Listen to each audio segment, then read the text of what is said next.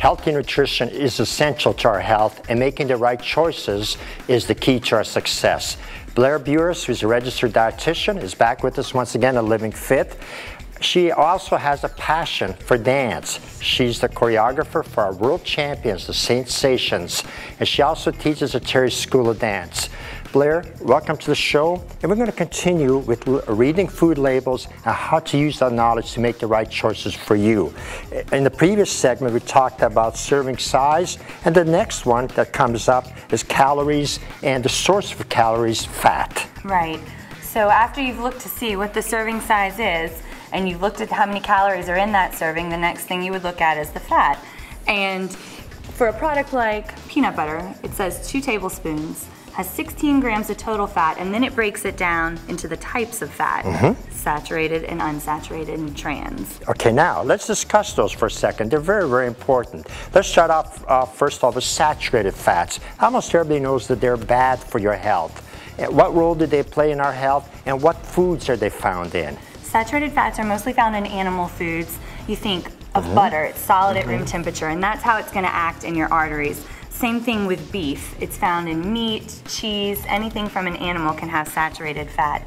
And it raises your blood cholesterol. So the more of it that you can eliminate from your diet, the better. Okay, now there's what we call healthy fats, unsaturated, and some other fats we want to talk about. So you go ahead. Yes. Unsaturated fats are the opposite. They're liquid at room temperature. Things like olive oil and canola oil, the fat found in avocado.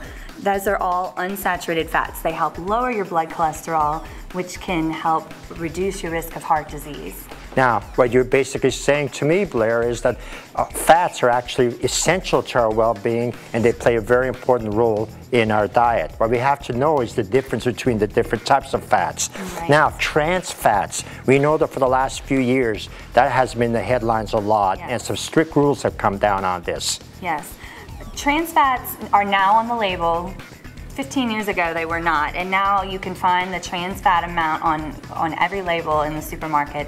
And you want to try to minimize that almost to zero, because trans fats, just like saturated fats, have a bad effect on your blood cholesterol, which can lead to heart disease.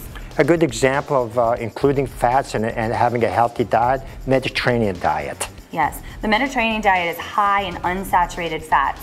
And so we can apply that to our own diet by reducing the amount of saturated fat and replacing those fats with unsaturated fats, so we can have the benefit that the Mediterranean diet has. Now, to close the segment, Blair, we know that those calories add up rather quickly, and fats have a lot of calories in them. So 1 gram of fat has how many calories? 9 calories in a gram of fat. Okay, now in summary, Blair, what's the role of fats in our diet, and why should we have the knowledge to use them wisely? Fats are essential, as we've already said, but the calories can add up really quickly, so you want to make sure that you measure those types of foods so that they don't add up too quickly. Thank you so much, Blair. I'm looking forward to future segments on how to read the food label and using that knowledge to make healthy choices that best benefit you.